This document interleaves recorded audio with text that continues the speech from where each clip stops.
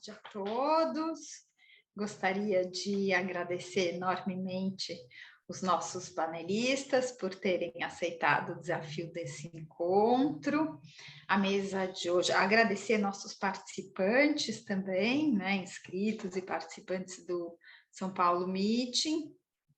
Agradecer os nossos parceiros, né, o projeto Climapolis e o IPT, por todo o apoio ao evento, os estudantes e o apoio aí do Guilherme e do Leonardo.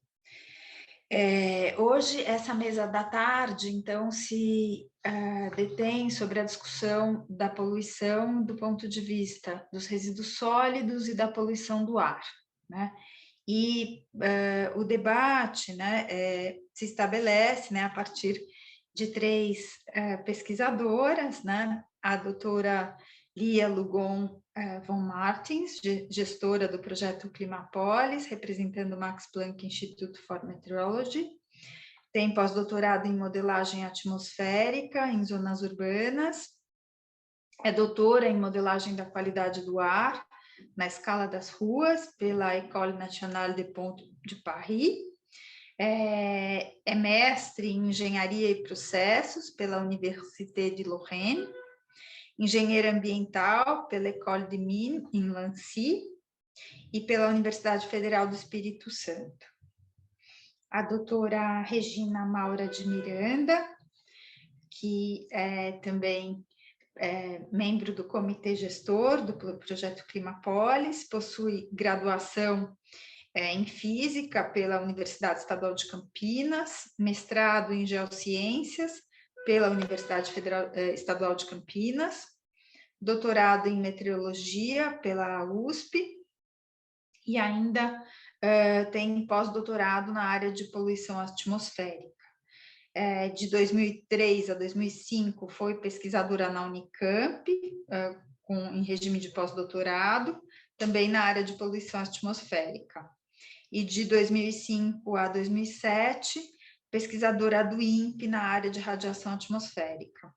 De 2007 a 2010, atuou como pesquisadora de pós-doutorado no IAG-USP, tem experiência na área de geociências, com ênfase em poluição atmosférica, atua principalmente nos temas de aerosol atmosférico, radiação atmosférica, meteorologia, caracterização físico-química e modelagem atmosférica. Atualmente é professora doutora da Escola de Artes, Ciências e Humanidades da EASH, no curso de Gestão Ambiental, e é credenciada nos programas de pós-graduação em Sustentabilidade, também no Programa de Saúde Pública da Faculdade de Saúde Pública da USP, na linha de pesquisa de saúde ambiental. E a doutora Heloísa Ronaldo é graduada em Ciências Biológicas pela Universidade Federal do Rio Grande do Sul, e Matemática, com ênfase em Informática, pela Universidade Paulista, é mestre e doutora em Ciências pela USP, desde 2001 é docente e coordenadora dos cursos de graduação e tradicional e curso de graduação tecnológica em várias instituições, participando de vários projetos de extensão universitária e pesquisa na área de sustentabilidade. Tem como foco a análise de políticas públicas, a educação e a implementação de práticas da sustentabilidade para a redução de custos operacionais, ambientais e sociais. Tem experiência de mais de 10 anos em organizações do terceiro setor, na busca de financiamentos para a realização de projetos socioambientais. Tem apoio das agências de fomento nacionais e internacionais, é professora da Unifesp, no campus de Osasco, com experiência na coordenação de programa de mestrado profissional em gestão e políticas e organizações públicas. Atuou como diretora de relações internacionais da CAPES até agosto de 2021 e faz parte do programa de mestrado profissional em engenharia civil da Universidade de São Judas como docente colaboradora. Bem-vindas, muito obrigada novamente por aceitarem o desafio desse debate. E eu vou passar a palavra, então, à Lia, que cada uma de vocês tem de 15 a 20 minutos para fazer sua apresentação e depois 10 minutos finais que a gente pode interagir entre a mesa e responder as perguntas da plateia. Muito obrigada, Ana.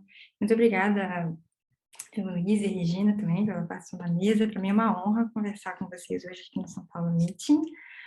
Deixa eu só compartilhar aqui minha tela. Estão vendo? Tá ótimo. Então, mais uma vez, boa tarde a todos, também todas e todos os participantes. E, na verdade, o que eu pensei em trazer, né, para discussão aqui na mesa, assim, como você pode comentar, assim, na minha formação é toda ligada em poluição do ar, então vou poder falar de poluição atmosférica, e a minha ideia era trazer na mesa de como que a modelagem atmosférica pode dar suporte a estratégias públicas para reduzir a poluição nas áreas urbanas. Então, é isso que eu gostaria de trazer aqui para a gente conversar. Mas, primeiramente, assim, por que a gente se importa tanto, né, com poluição atmosférica? Como hoje já é bem conhecido e muito bem provado, a poluição atmosférica é um problema sanitário muito importante em todos os países do mundo. E hoje já se sabe que ela é responsável por pelo menos 7 milhões de mortes anuais em todo o mundo, de acordo com a Organização Mundial da Saúde. Mas quando a gente fala esse termo poluição atmosférica, na verdade ele engloba uma grande variedade de poluentes. Nós temos, por exemplo, os poluentes da fase gasosa, como são os NOx e alguns compostos inorgânicos e orgânicos, e nós também temos as partículas. As partículas, elas são geralmente classificadas de acordo com o tamanho delas, né, o diâmetro. Então, porque esse diâmetro, ele é diretamente ligado aos impactos que a partícula vai ter na saúde. Então, nós temos o PM10, PM2,5, mas é importante levar em conta também, ter consciência que essas partículas vão ser compostas de diferentes poluentes. Então, nós temos, por exemplo, a fuligem, componentes inorgânicos e orgânicos. Para ilustrar, né, a diferença de composição, que essa composição ela vai ser dependente da fonte de onde essas partículas estão sendo emitidas, do trajeto que elas passaram na atmosfera, de onde elas se encontram. Então, por exemplo, uma campanha mediu a composição das partículas na França e mostrou os resultados dessa composição das partículas obtidas nas ruas e longe das ruas, e a gente vê uma diferença importante entre elas. Por exemplo, a gente pode ver na quantidade de fuligem que tem as partículas, né? A fuligem é muito emitida pela combustão dos carros, nos carros, então, nas ruas a gente vai ter uma proporção maior. E toda essa composição química vai ser muito importante também para os efeitos da saúde que essa partícula vai ter. E como eu mencionei, então, nós temos diferentes poluentes, e esses diferentes poluentes vão ter diferentes impactos sanitários, né, na população. Por exemplo, o NO2, ele vai ter muitos efeitos no sistema respiratório, causando asma. A fuligem, ele vai afetar o sistema cardiovascular humano e pode, inclusive, impactar o desenvolvimento de fetos.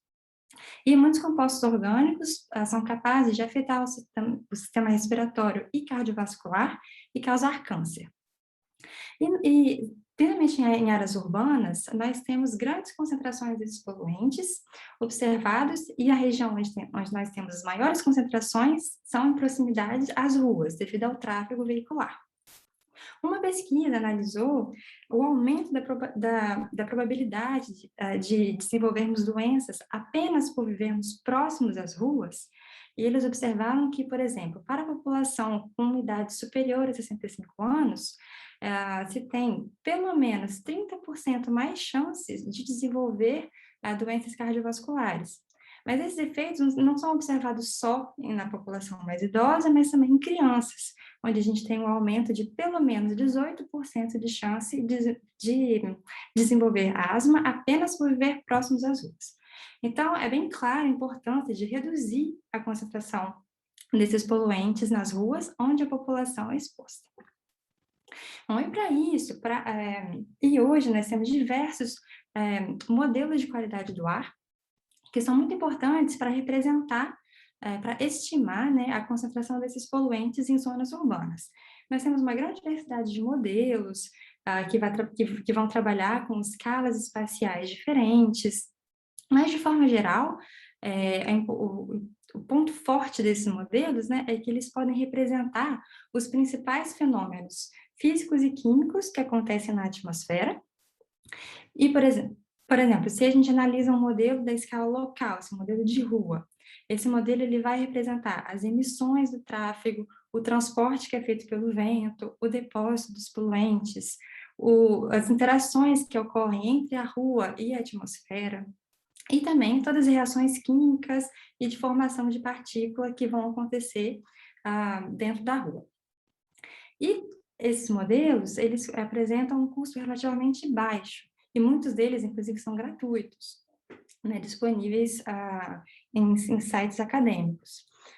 E eles permitem uma grande flexibilidade também de cenários. Por exemplo, se uma cidade quer analisar o efeito da redução de emissão de tráfego em uma área, assim, antes de você aplicar a medida de fato, né, você pode fazer uma simulação para ter uma ideia de qual vai ser o impacto que essa medida vai ter na qualidade do ar.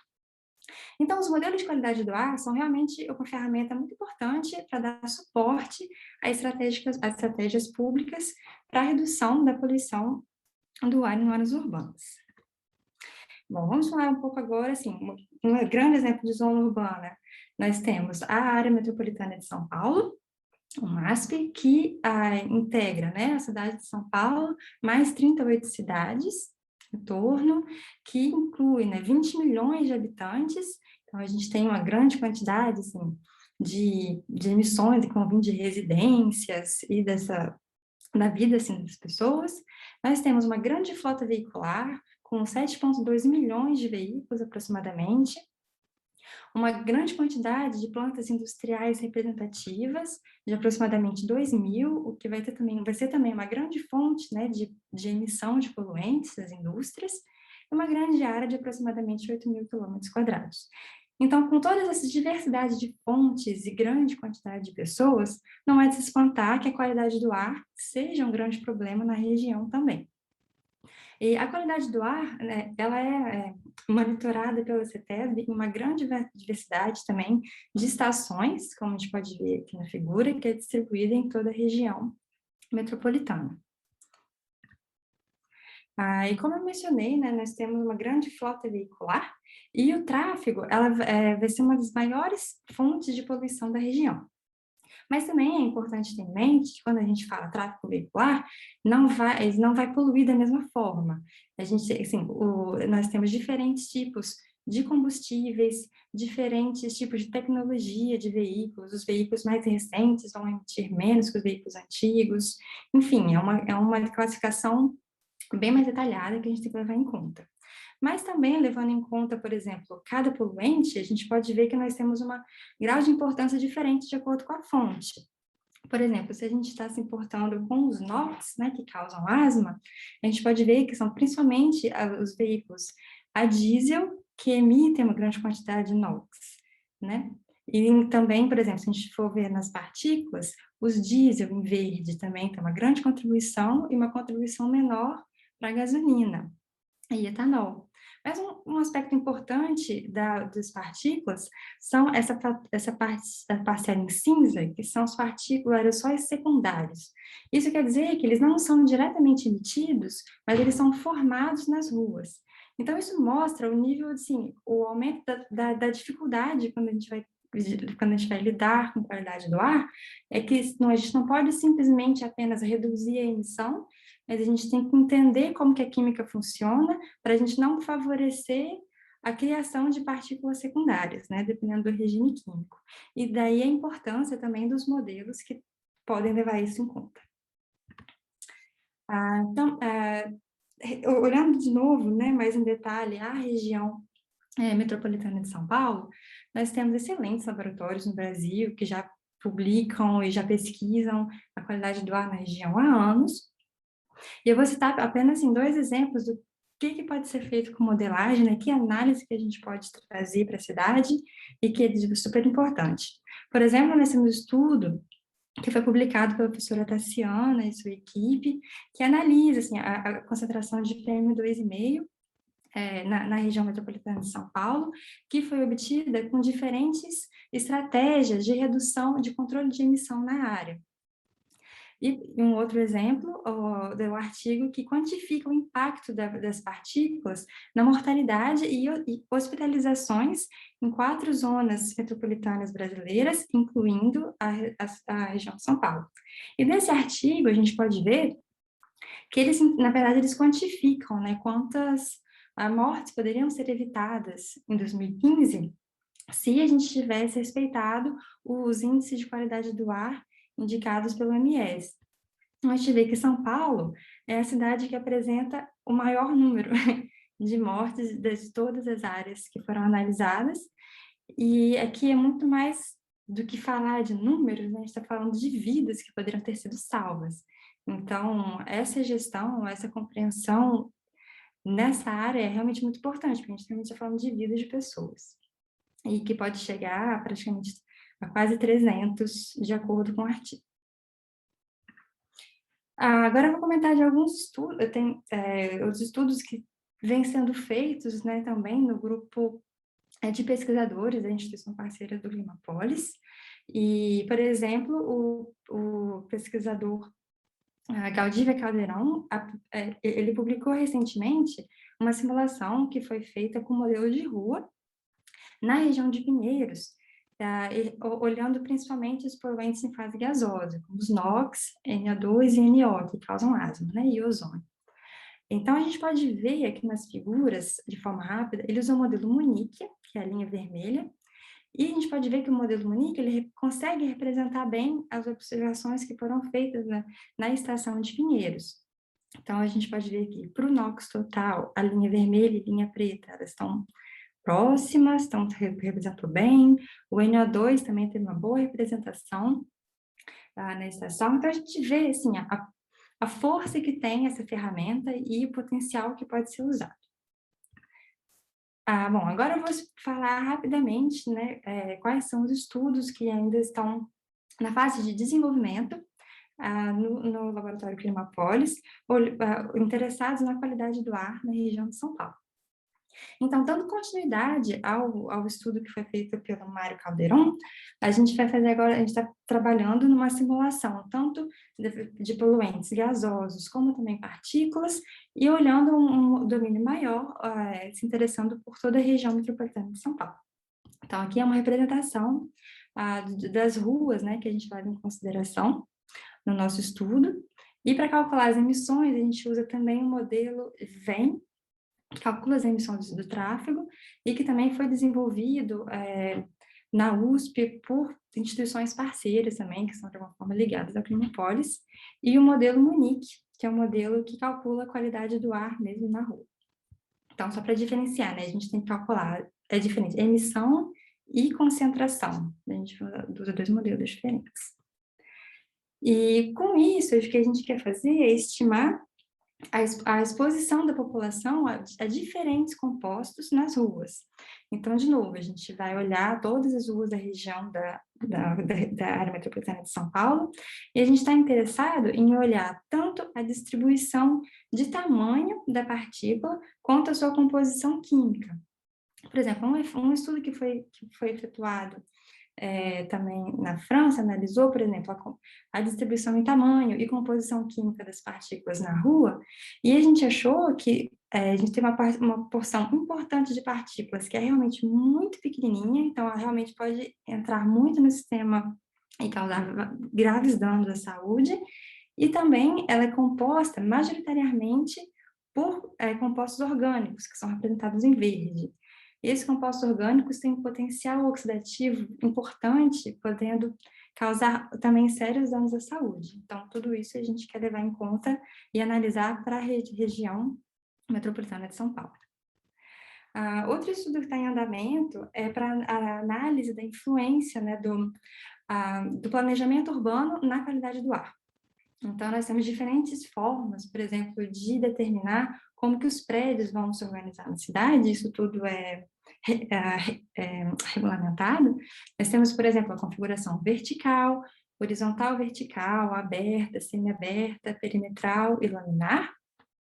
E nós estamos desenvolvendo simulações em comparação com 2 modelos, né, o OpenFOAM e o Munich, para a gente determinar como que essas configurações urbanas vão influenciar o transporte, né, pelo vento, dos poluentes e como que isso vai ser traduzido, né, em concentração, assim, como isso vai mudar, impactar a exposição da população. Outros estudos que a gente também quer desenvolver na região é estimar a influência da composição do tráfego, né, na exposição da população.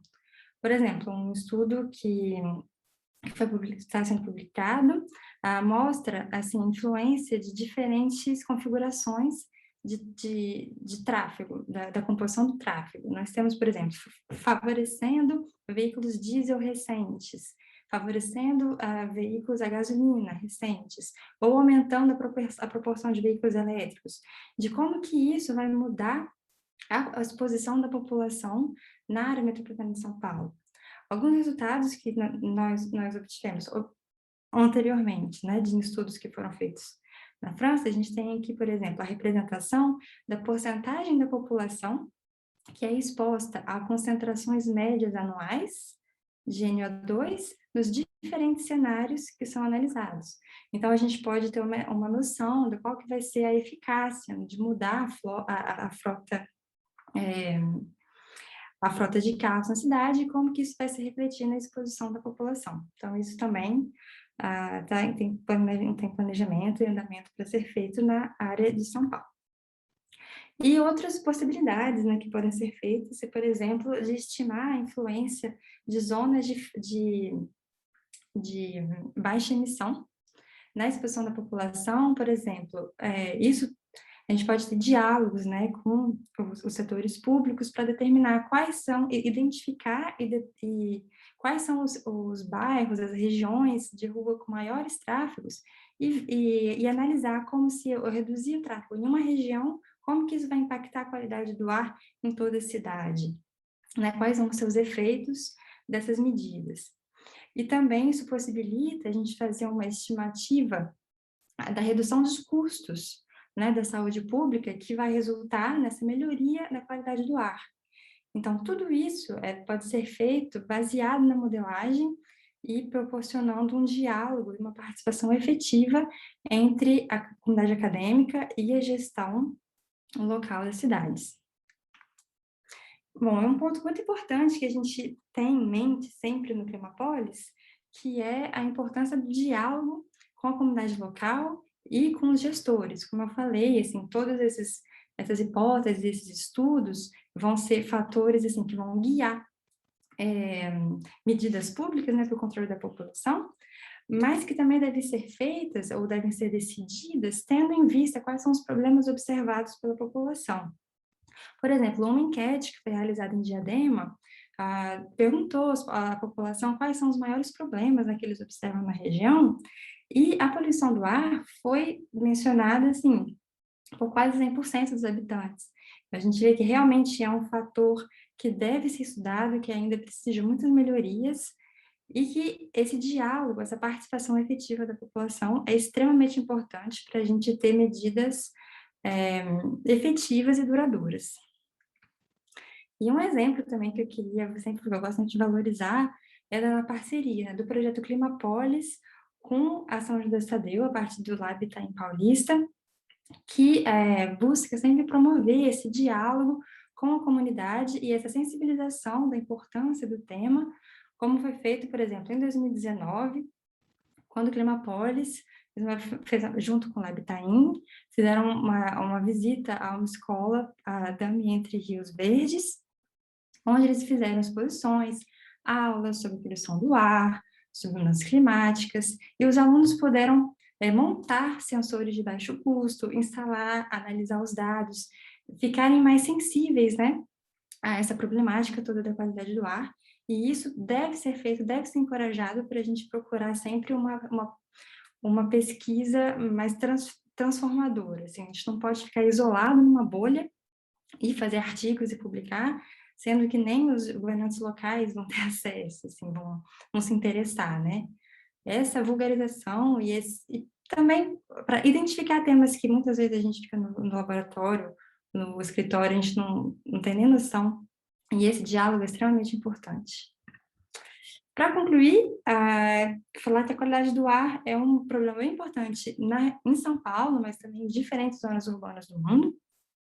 Fortes concentrações são observadas nas ruas, então a gente tem que se preocupar com a exposição da população nas ruas, gerando problemas de saúde e impactos ambientais. E que os modelos de qualidade do ar são ferramentas extremamente importantes para guiar, né, estratégias públicas no controle da poluição. E diferentes estudos já foram feitos e estão sendo feitos na região da metropolitana de São Paulo, buscando reduzir a exposição da população, e que tudo isso deve ser feito valorizando sempre o link entre a pesquisa acadêmica, governantes locais e comunidade, para que todas essas medidas possam ser perenes e efetivas. E muito obrigada pela atenção. Obrigada, Lia. Muito bacana. Regina, que esteve lá também na oficina, também Entre Rios Verdes. E, bom, vou passar a palavra para a Regina, depois a gente faz um bate-papo final.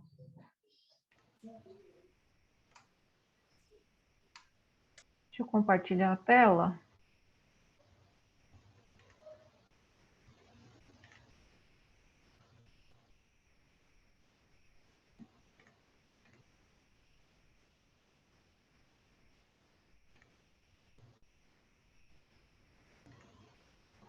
Eu tenho permissão, Ana, para compartilhar? Eu não estou conseguindo compartilhar. Tem. Tem? Tem. Como panelista, tem, sim. Que eu estou tentando, ele não está aparecendo aqui a minha opção do meu PDF. De share screen? Não, está aparecendo tela inteira, janela, mas o meu PDF não está abrindo. Espera aí, vamos ver se... Estão vendo? Estamos. Foi. Ah, então deu certo. Tá pequeno? Dá para ver? Como é que tá? Melhor por tela cheia. Dá para pôr tela cheia? Dá.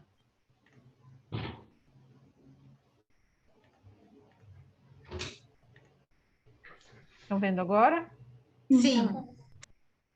Então tá bom. Ok, então obrigada pelo convite, Ana, para participar aqui do evento. Né? Conforme você já me apresentou, né? Meu nome é Regina, eu sou professora do curso de Gestão Ambiental da Escola de Arte, Ciências e Humanidades da USP, que fica lá no campus leste, né? da cidade de São Paulo. E eu vou falar hoje para vocês aqui um pouquinho, né, das principais características e fontes do material particulado fino aqui na cidade de São Paulo. Eu trabalho com pesquisa com instrumentos em superfície, ao contrário do que a Lia, né, trabalha com modelagem, eu trabalho com instrumentação em superfície, já tem bastante tempo, né, vários anos. E, de fato, esses dados, né, eles são usados bastante também para validar os modelos, né, que a Lia e outros pesquisadores, óbvio, trabalham, né. Então, aqui essa figura, deixa eu tirar isso aqui, mostra, né, começando por aqui, um panorama geral, né, das principais fontes de gases e partículas na atmosfera. Então, começando aqui de cima, a gente tem atividades de aviação, os vulcões, né, atividade vulcânica, aqui do lado direito, os oceanos, contribuindo com partículas de sal marinho, aqui do lado esquerdo, queima e corte de florestas, minerações, pedreiras, as emissões naturais de vegetação, hidrocarbonetos, pólens, esporos, e o que a gente está mais acostumado aqui na região urbana, né? São as indústrias e os veículos, estão contribuindo aí também com diferentes tipos de poluentes, né? Então, isso aqui é um panorama geral com os principais tipos. Então, a Lia já falou um pouquinho, né? A região metropolitana de São Paulo, enorme, né? 39 cidades, mais de 21 milhões de habitantes, mais de 7 milhões de veículos, e é um grande polo industrial e tecnológico. Consequentemente, a poluição atmosférica e outros problemas ambientais são muito grandes na região metropolitana de São Paulo. E em ambientes urbanos em geral, né, os veículos a combustão e as indústrias são as principais fontes de poluentes. Aqui em São Paulo, né, hoje em dia, os veículos eles são os grandes vilões, né, eles contribuem com mais de 80% da poluição na região metropolitana de São Paulo. Antigamente, né, não era assim. Antigamente, as indústrias, na época dos anos 80, as indústrias eram as grandes vilãs. E depois, nessa época, surgiram políticas de incentivo para essas indústrias se mudarem de São Paulo. Então, algumas se mudaram para o interior do estado, outras para o interior do país, tá? E também, nos anos 80, surgiram tecnologias, né, incentivos do governo, programas do governo, para incentivar a melhoria de tecnologias dos veículos, dos motores, e também melhorar a qualidade das indústrias. Aliás, melhorar a qualidade dos combustíveis, né? E as indústrias saíram da cidade. Então, com isso, a partir da década de 80, uma menor quantidade de indústrias, começo de melhorar a tecnologia dos veículos e melhorar também a tecnologia dos combustíveis, aí a gente começou a ver alguma melhoria também na qualidade do ar da região metropolitana de São Paulo. Muito devagarzinho, né? Por essa época começou.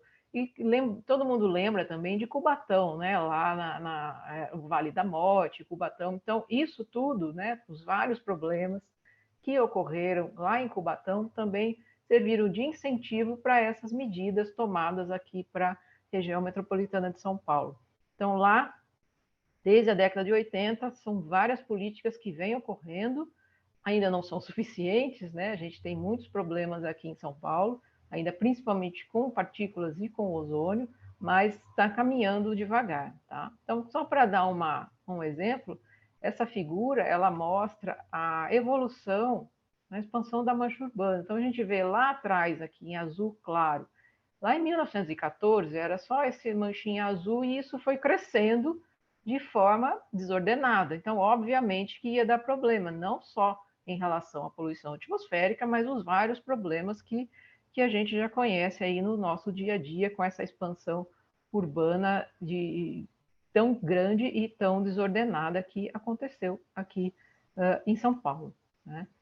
Um dos efeitos desse crescimento, dessa urbanização em relação à poluição, a gente pode falar em aumento, né, da concentração dos poluentes, eventos de ilha de calor, eventos de inversão térmica, alteração no regime de chuva, problemas de saúde relacionados à poluição. Tá? Um exemplo que eu posso colocar aqui em relação à urbanização, esse gráfico, né, que mostra, né, uma evolução do índice de chuvas, né, são dados da Estação Meteorológica do IAG, da USP, fica lá no bairro da Água Funda, é uma das mais importantes e antigas estações aqui de São Paulo, funciona desde 1930. Então, ele mostra que a evolução temporal nos milímetros de chuva, né, a gente vê que eles estão crescendo, né, a partir de lá desde 1930. Então, o que está acontecendo? Né? Esse gráfico mostra que está chovendo muito, né? Os eventos de tempestade estão se tornando cada vez maiores, ou seja, muita chuva num curto espaço de tempo. E aí gera, né? Então, esse é um dos efeitos da urbanização, as enchentes e muitos outros problemas que a gente conhece. Então, esse efeito de mudança nesse regime de chuvas pode estar relacionado também com o aumento da poluição atmosférica ao longo dos anos. Tá? Um outro efeito da urbanização são as ilhas de calor. Então, essa figura aqui do lado esquerdo mostra ilhas de calor, né? Aqui uma variação de temperatura, na região metropolitana com dados de estações meteorológicas em superfície. Onde está em branco, não tem dados, ou seja, a cobertura ainda para a estação meteorológica ainda é pequena, né? Na toda a região metropolitana de São Paulo, a gente tem pouca cobertura em relação à estação meteorológica e estação de qualidade do ar. A maior parte das estações da CETESB concentrada aqui nesse quadradinho, né, onde tem os dados, porém tem bastante coisa descoberta e uma outra necessidade aí que a gente já posso começar a falar, né, de uma maior cobertura espacial em relação a estações meteorológicas e estações de qualidade do ar. Então, a gente vê aqui regiões mais propensas à formação de ilha de calor, próximo à Marginal Tietê, aqui Vila Prudente, e essa figura, que mostra só o município, né, baseada em dados de satélite, tem mais detalhes, então a gente vê as cores mais quentes, aqui o vermelho, né, região central, aqui próxima do ABC também, a zona leste tem vários pontos, que é uma das mais impermeabilizadas da cidade, né, então são vários pontos propensos à formação de ilha de calor. Então esse é um outro efeito relacionado à urbanização e poluição atmosférica. Dentre os vários poluentes, destacam-se as partículas, né, os aerossóis atmosféricos, que são partículas sólidas e líquidas em suspensão na atmosfera. Conforme a Lia já falou, é um dos poluentes mais prejudiciais à saúde humana e também tem forte influência no clima. Essa figura aqui, por exemplo, mostra o tamanho relativo do material particulado 10 e o MP2,5. O que é o 10? 10 são aquelas que têm diâmetro, partículas com diâmetro menor do que 10 micrômetros, e o 2,5 são aquelas com partículas com diâmetro inferior a 2,5 micrômetros. Então, comparando aqui com a espessura de um fio de cabelo, que tem entre 50 e 70 micrômetros de diâmetro, aqui tem um grãozinho de areia, então a gente vê aqui o MP10, né, as partículas 10 dentro do quantas cabem aqui num fiozinho de cabelo, e quantas do MP2,5 cabe dentro do MP10, ou seja, a gente vê que elas são muito, muito pequenininhas, né? E isso pode penetrar no nosso sistema respiratório, e quanto menores as partículas, mais profundamente elas penetram no nosso sistema respiratório e são, consequentemente, trazendo os danos, né? Doenças, várias doenças. Então, as partículas, algumas de tamanho maior, de diâmetro maior, elas ficam alojadas aqui no sistema respiratório superior e ainda podem ser expectoradas, porém as menorzinhas elas vão entrando, né, cada vez mais profundamente no nosso sistema respiratório, podendo chegar até os alvéolos, ou seja, são muito prejudiciais à saúde. Tem muitos estudos aí que provam isso, né? A Organização Mundial da Saúde, estudos aqui de São Paulo também, do pessoal da Faculdade de Medicina, da USP, da Unifesp, enfim, são vários estudos que comprovam que as partículas, elas são um dos poluentes mais prejudiciais à saúde e também ao clima, né? Em relação ao clima, eu vou colocar aqui uma figura do IPCC, está cortando aqui um pouquinho embaixo, como que é a interação das partículas com o clima. Então, aqui embaixo eu tenho forçante radiativa em watts por metro quadrado. Não sei se para mim está cortando, não sei se para vocês também está. Então, para o lado direito, eu tenho forçante radiativa positiva, ou seja, contribuindo com o aquecimento da atmosfera, e para o lado esquerdo eu tenho forçante radiativa negativa, contribuindo com o resfriamento da atmosfera. Então, aqui em cima eu tenho os gases do efeito estufa, que contribuem para o aquecimento da atmosfera. E aqui, destacado em vermelho, eu tenho as partículas. Então, algumas partículas contribuem com o aquecimento e algumas partículas contribuem com o resfriamento da atmosfera. Então, é super importante, além da gente saber quanto tem de partícula na atmosfera, né, em microgramas por metro cúbico, saber o que tem lá dentro, né, a composição química dessas partículas. E para saber se ela está, se são elementos químicos que são cancerígenos e também, né, quanto que eles são prejudiciais à saúde, além da concentração ser alta ou baixa, se o que está presente, né, tem a tabela periódica inteira praticamente está presente nas partículas, E então, quais elementos estão lá e se eles são ou não prejudiciais à saúde e qual é a influência no clima.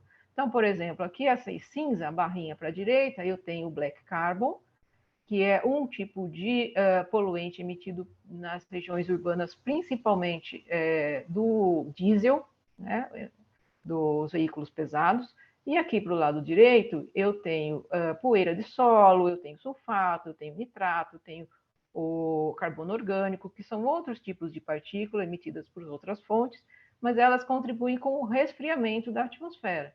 O black carbon contribui com o aquecimento, ou seja, são diferentes tipos de partículas, diferentes tamanhos, mas dependendo de suas características físico-químicas e suas propriedades ópticas, elas afetam a saúde e o clima de forma diferente, ou seja, é super importante conhecer a composição química dessas partículas.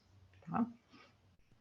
E em relação aos níveis, né, como a gente sabe se os poluentes, os níveis dos poluentes são aceitáveis, né, se a gente está respirando um ar poluído ou não. Então, tem os padrões de qualidade do ar, que foram estabelecidos através de estudos toxicológicos em pessoas e animais, foram determinados vários níveis de exposição, e esse padrão de qualidade do ar, ele define legalmente o limite máximo para a concentração de um componente atmosférico que garanta a proteção da saúde e o bem-estar das pessoas. Então, essa tabela aqui é da CETESB, né, nossa companhia ambiental aqui do estado de São Paulo. Então, existem padrões de qualidade do ar para o MP10, o MP2,5, SO2, NO2, ozônio, CO, fumaça, ou partículas totais em suspensão e chumbo. Então, nem todos os poluentes são legislados, não existe padrão para todos os poluentes, e essa listinha de poluentes varia um pouquinho entre um país e o outro, dependendo das atividades de cada país, enfim. Tá? Então, existem padrões anuais, padrões de 24 horas, e os padrões em vigor aqui atualmente no estado de São Paulo são esses aqui, em vermelho, que é MI1, Meta Intermediária 1, tá? São os padrões em vermelho. A partir de 2022, a gente vai passar para a Meta Intermediária 2, e esse PF aqui são os padrões finais, são aqueles recomendados pela Organização Mundial da Saúde. Nenhuma pela mapa de cobertura nas estações de qualidade do ar da CETESB, nenhuma estação, né, nenhum local onde tem a estação da qualidade do ar atende o padrão da Organização Mundial da Saúde. Esses padrões, né, foram estipulados em 2005, e agora, em setembro último, eles foram reavaliados e, né, coloquei o link aqui, eles estão ainda mais restritivos. Ou seja, a qualidade do ar aqui em São Paulo está muito longe dos níveis recomendados pela Organização Mundial da Saúde. Tá? Eu vou mostrar agora alguns estudos recentes, né, que realizados aqui, que eu participei aqui em São Paulo, alguns resultados. Trabalho com instrumentos em superfície, né, conforme eu falei, certo? Então, para a gente entender, né, como que o material particulado ele está influenciando a saúde e como que ele está influenciando o clima, é importante a gente fazer amostragens, não só, né, não saber só a concentração, como também saber as propriedades dele, propriedades ópticas e a composição química, conforme eu falei. Esse estudo mostra a influência de um evento de queimada. Então, de agosto a outubro, a região metropolitana de São Paulo sofre a influência de queimadas, né, que é o período que ocorre mais queimadas no interior do país, no exterior do estado. Todo mundo deve lembrar daquele evento de chuva negra que aconteceu aqui em São Paulo em 2019, né, que às 3 horas da tarde estava escuro e o céu ficou avermelhado. Então, o que aconteceu? Foi uma pluma de queimada que nos dias, né, anteriores, ela foi se deslocando e chegou aqui até a cidade. Então, em algumas situações, os instrumentos em superfície eles podem detectar o fenômeno, que são esses gráficos aqui, né, essas figuras à direita.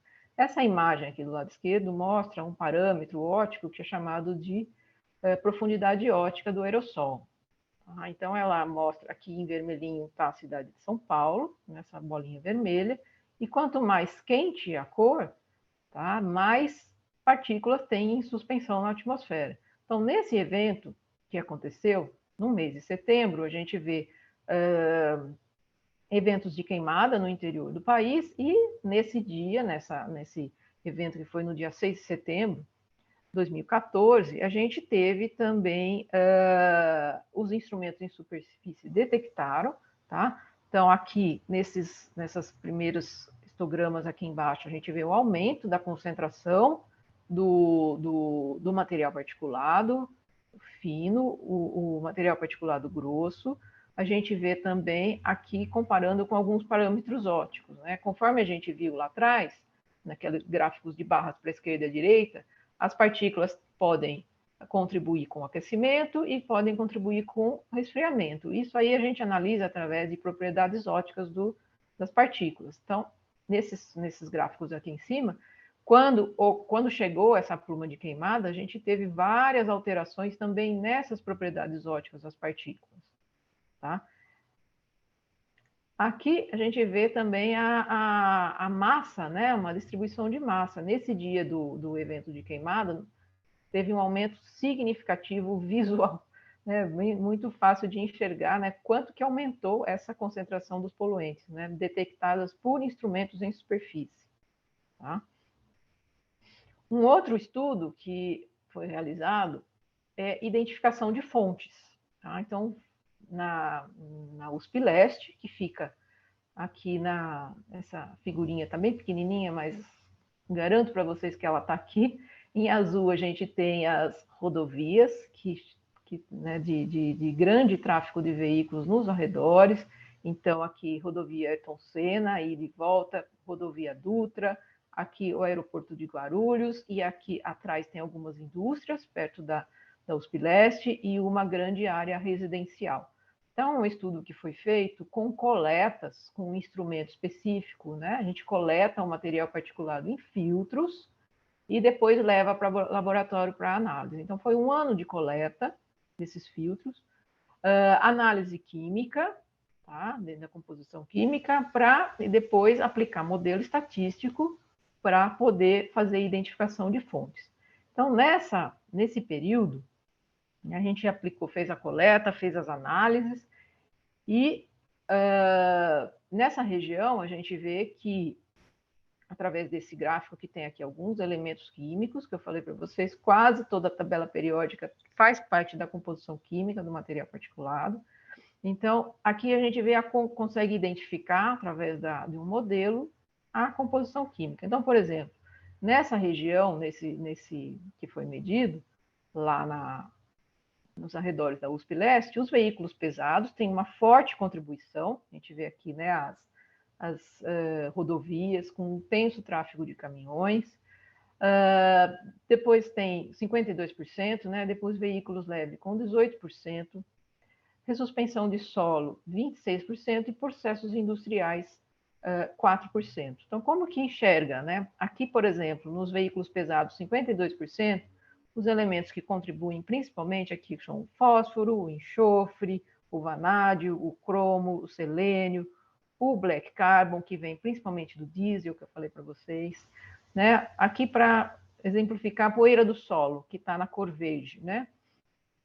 Então, a gente tem a barrinha maior aqui no alumínio, no silício, tem no cálcio, tem no titânio, tem no ferro, né? Tem no manganês. Então, são elementos que fazem parte da ressuspensão, tanto do solo nu, né? na terra mesmo, quanto daquela poeira que fica, quando o carro passa, fica ressuspendendo. Então, todo aquilo que tem na ressuspensão do solo, por exemplo, os carros vão trafegando, tem um atrito do pneu do carro com a estrada, né, com o asfalto, isso vai deixando resíduos, tem os resíduos também do combustível, dos aditivos nos veículos, enfim, tudo isso, todos os vários tipos de partículas, que desgaste dos veículos, aquilo vai caindo no solo e também contribui com essa ressuspensão. Então, não tem só solo do terra mesmo, do solo nu, mas tem essa ressuspensão da poeira em geral, quando passa um carro e tal, que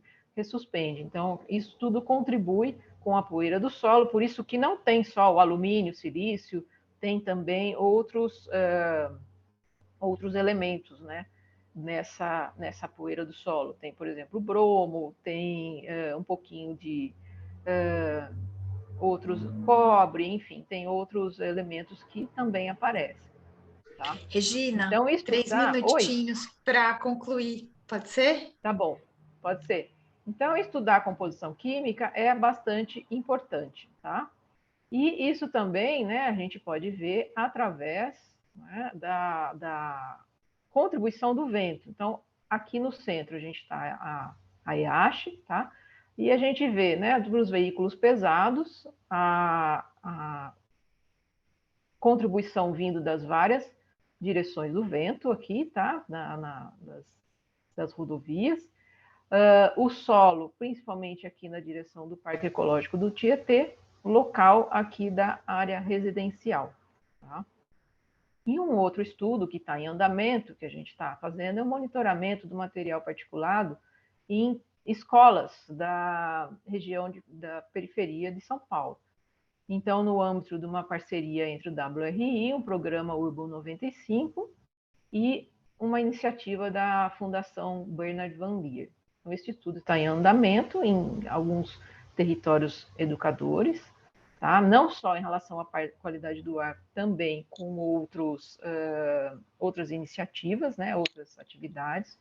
Foi gerado um material de apoio para os gestores, para a comunidade, né? Uma cartilha que a gente chamou. Aqui estou colocando, né, por que as crianças elas são tão suscetíveis, né? Elas respiram muito mais rápido que a gente, elas estão baixinhas, né? Então elas são próximas do chão, onde se acumula mais poluentes, né? Próximas dos escapamentos dos veículos, e aí tem vários efeitos na saúde das crianças. Então, nesse documento elaborado, a gente coloca várias ações, né, coletivas, destacando aqui ações para a comunidade, né? Depois vocês podem consultar aqui e ver o documento completo.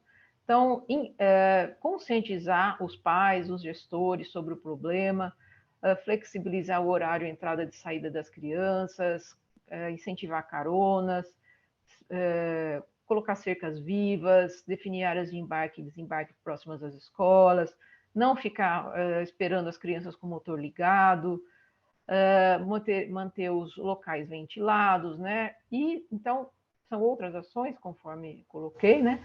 E para concluir, né, a gente vê através dos estudos que é super importante a gente continuar estudando os poluentes, em especial o material particulado, porque eles têm muitos efeitos sobre a saúde e sobre o clima.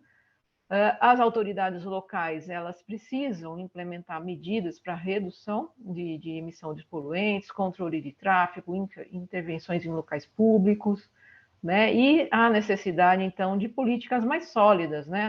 Na nossa região aqui de São Paulo, né? Que são poluição, os eventos são muito severos de poluição também.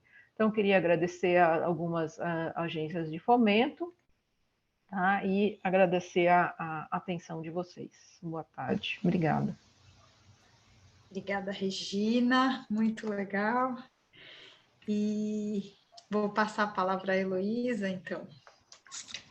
Bom, eu vou pedir a ajuda da Ana para passar os slides. A minha internet está bastante instável e eu tenho medo de não conseguir sustentar a apresentação e a fala, né? Então, meu nome é Heloísa Ronagel, eu sou professora da Unifesp. Diferente das outras painelistas, eu vou apresentar algo bem mais amplo, né? Eu sou professora da disciplina de Contabilidade Social Ambiental no campus Osasco, e eu vou trazer algumas pesquisas realizadas com alunos, seja em TCC, iniciação científica, além de alguns ensaios que eu faço com as organizações de terceiro setor que eu atuo. Tá? Então, eu trabalho nessa área de sustentabilidade há bastante tempo, e nem todas as pesquisas estão diretamente relacionadas à poluição atmosférica, mas, coincidentemente, um dos trabalhos que eu vou apresentar trata disso. Ana, você conseguiu ter acesso à apresentação? Ah, obrigada.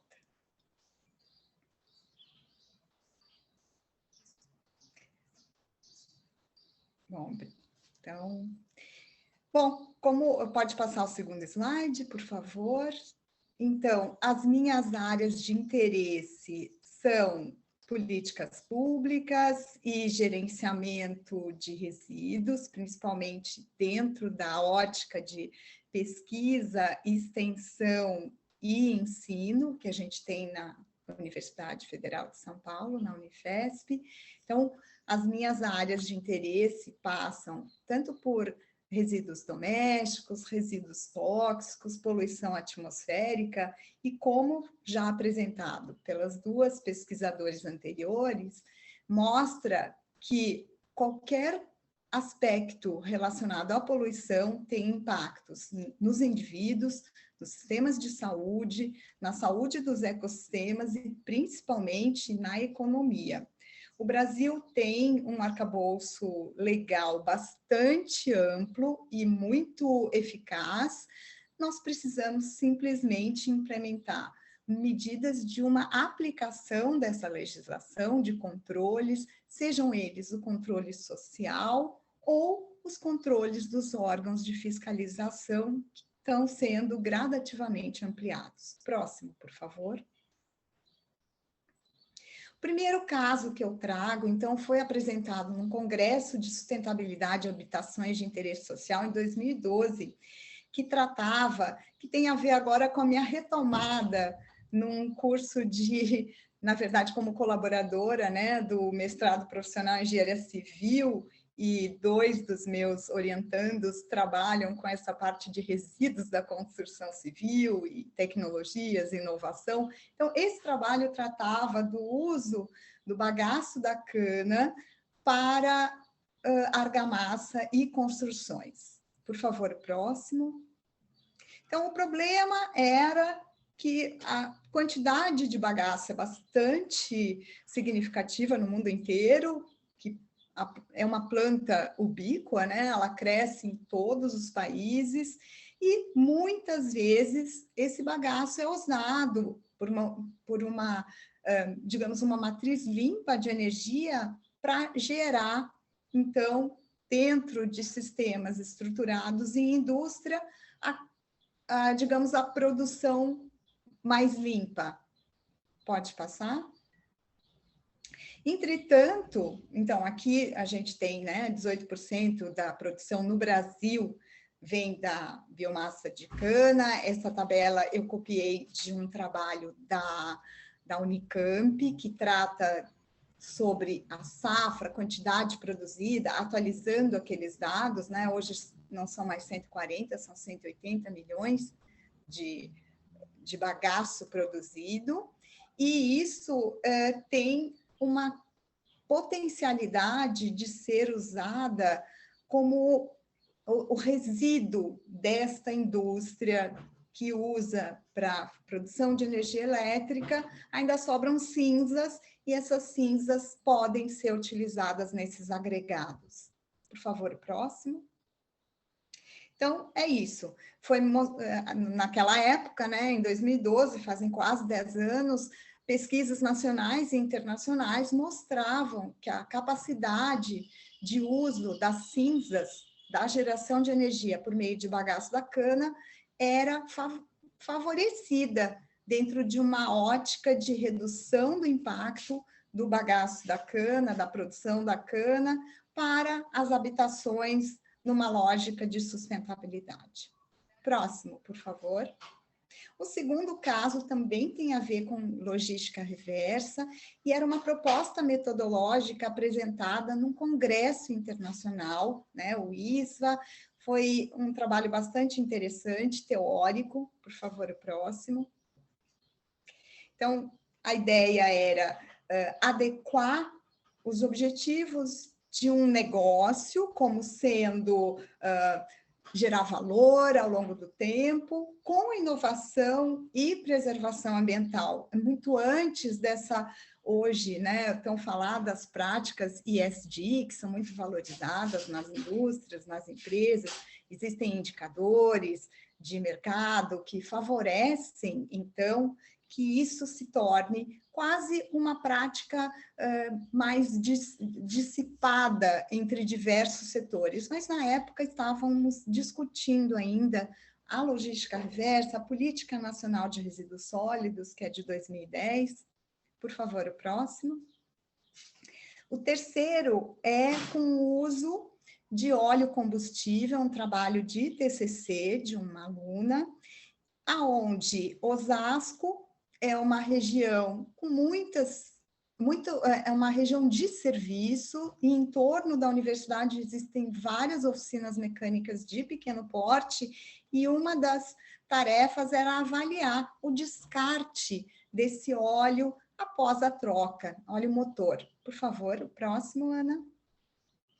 Então, dentro dessa contabilidade social ambiental, o problema era identificar como estava sendo a gestão deste óleo combustível após ser retirado do veículo numa pequena oficina mecânica. Então, grandes concessionárias, empresas, elas têm um sistema de gestão ambiental já bem estabelecido, até mesmo porque existem vários compromissos da empresa com o setor responsável por fiscalizar.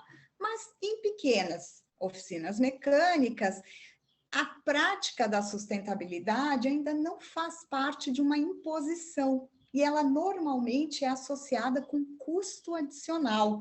Então, foi muito interessante o trabalho dessa aluna, porque mostrou que na cidade de Osasco tinha, por favor, o próximo, 2 empresas que compravam esse óleo, que são empresas de re-refino, e que passaram a ser novos parceiros dessas pequenas oficinas, e como resultado, eles começaram a vender aquele óleo usado. Então, essas empresas de re-refino, inclusive uma delas, ela doava para a oficina um recipiente para colocar o óleo usado, e tinha uma lógica de coleta a cada mês, a cada 15 dias, dependia do volume produzido, e ao comprar aquilo ali, surge o conceito que a gente fica empolgado quando trata da contabilidade, que é a receita ambiental.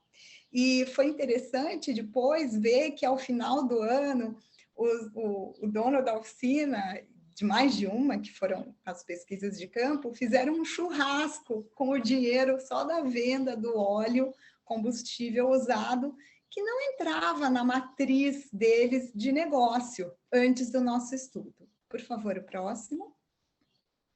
O terceiro é uma mercearia também, pequenos negócios. A gente tenta que o aluno, é um privilégio que os alunos de Ciências Contábeis da Unifesp, a partir do 3º, 4º semestre, começam a fazer estágio em grandes empresas de auditoria, bancos, mas eu tento dar uma realidade diferente para eles por meio da contabilidade socioambiental em pequenas empresas. Então, esse outro estudo de caso foi publicado numa revista, trata de uma mercearia. Por favor, o próximo. Então, a gente percebeu não só redução de efeitos de gás de efeito estufa, mas também a geração de receita ambiental por meio da reciclagem. Então, novamente, uma das minhas áreas de interesse é gestão das emissões de gás de efeito estufa. Eu tenho várias pesquisas nesse campo, com metodologias bastante simples, que vão desde salões de beleza até mercearias, fazendo esse diagnóstico da pegada de carbono, claro, usando conta de luz, usando algumas coisas, né, do escopo 1 e 2, realmente consumo de energia elétrica, consumo de combustível, pequenas, sempre preliminar, mas já dá para ter uma ideia do que está acontecendo. E o setor de pequenas mercearias, a gente vê até grandes redes como o Pão de Açúcar reduzindo e ampliando a sua capilaridade. Então, é importante saber como está a gestão de resíduos e as emissões evitadas por uma cadeia de economia circular. Por favor, o próximo. Então, os resultados mostram também um inventário das emissões, as emissões evitadas por reciclagem, e neste contexto dessas mercearias, pequenos negócios, a maior conquista para a empresa é ter acesso a essa informação. É quase uma educação ambiental que a gente faz por meio dos alunos nesse ambiente de intervenção, mostrando que se o processo for sistematizado por meio de registro, por meio de diagnóstico, as coisas podem ser ainda mais interessantes. Nossa, eu tenho um problema aqui que está passando um carro de som. O próximo, por favor.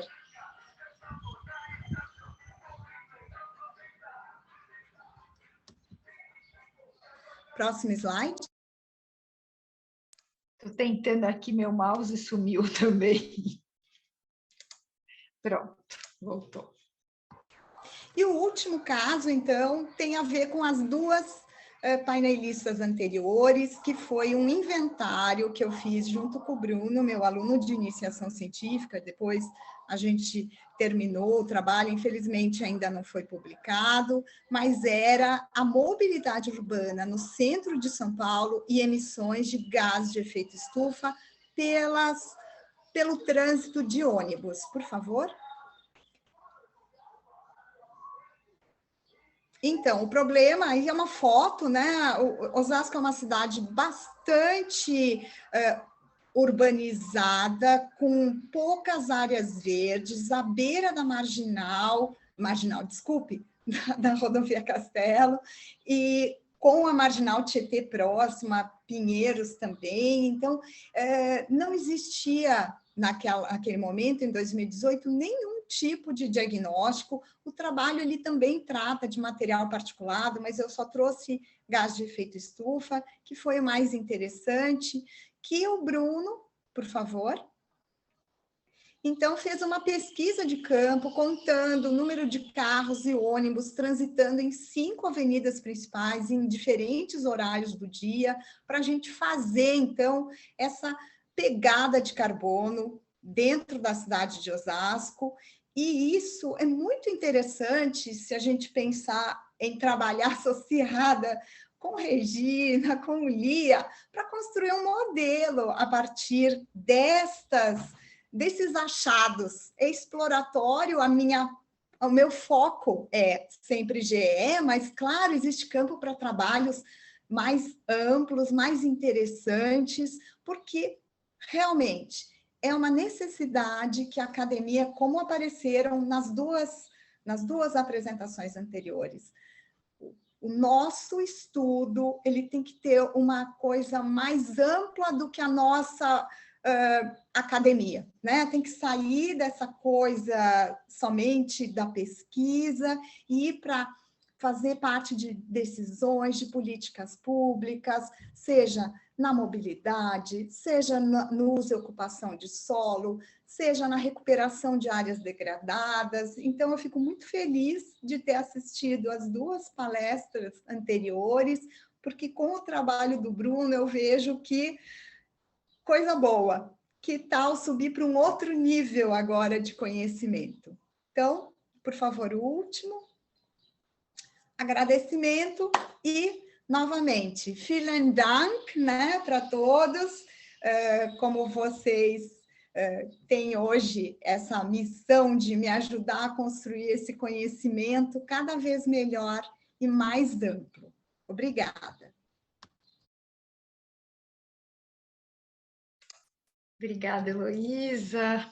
Muito legal esse papo que tivemos aqui nessa mesa.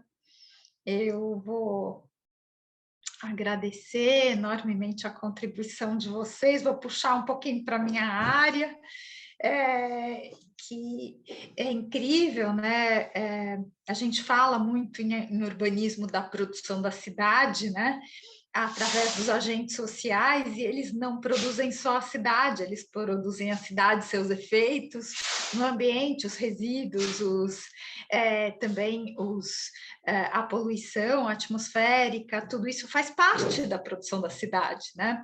E o que eu acho incrível, né, é que cada vez mais, depois da minha entrada no laboratório Climapolis, eu comecei a poder perceber, né, a gente trabalha muito com o terreno, né, com a topografia, e me parece cada vez mais necessário que a gente inclua nos raciocínios sobre o espaço a outras modelagens, por exemplo, né, para a gente criar o planejamento e o zoneamento da cidade. Talvez a gente deva entender um pouco mais os estudos de turbulência, como mostrou a Lia. Talvez, né, a gente tenha que entender um pouco mais desses estudos para modelar as quadras.